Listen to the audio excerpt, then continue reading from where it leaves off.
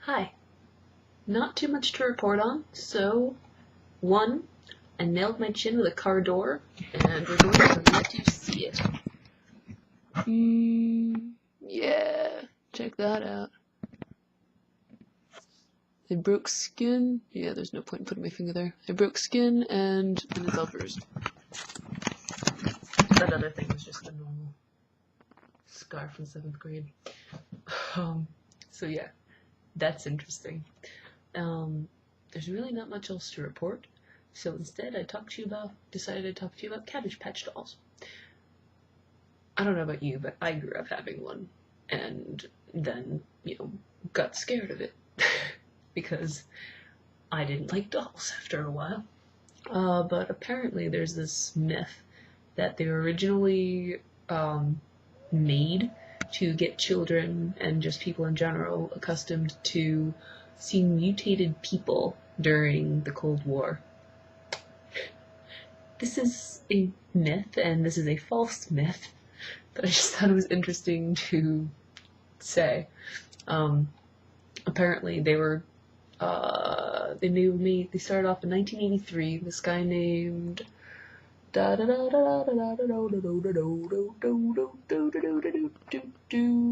Xavier Roberts was kind of this crafty guy who traveled selling these handmade dolls, and then eventually got big, basically. 83, I said, right? Was when they got big? Yeah.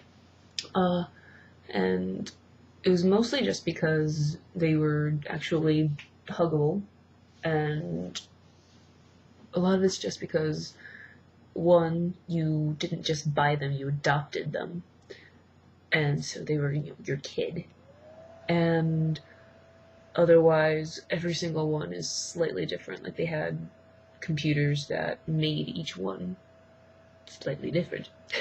So no one was exactly the same, so you got a unique doll. Everybody had a different doll.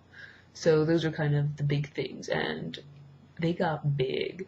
Like, there was a story about a postman in Kansas City, Missouri, who had to fly to London to get one for his daughter. They were that big. So that would be Cabbage Patch dolls. I have spinach and garlic right here, all cooked up, and I've just been smelling them for like 10 minutes, thinking, oh, I want to eat you. Oh, I want to eat you. And then I don't. Like, no, do this first. No, do that first. Oh, I want to eat you. Another news. I sign up for classes tomorrow for the spring semester. I don't think they open the lines. I don't think they let us sign up at 6:40 in the morning, so I'm going to have to wait till I get out of work at 12:30 or 1 or whenever. Not looking forward to that. I've never had, I think maybe for 1 or 2 classes in my entire college career, I've had problems not getting into a class. But there aren't as many. I don't know, it's just